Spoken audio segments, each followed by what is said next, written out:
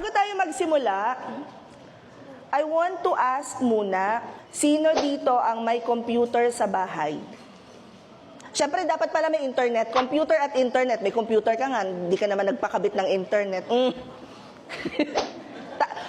Teka, naligo ba tayong, alam kong malamig po ang panahon, naligo po ba lahat? Okay, itaas natin ng mas mataas pa, yan. Sino dito ang hindi marunong mag-English? Ay, gusto ko to, wala nagtaas. Hindi marunong? Can you speak English, yes or no? Yes. A little. A little, yeah. Bago tayong homework. From this point onwards, naks nag-English.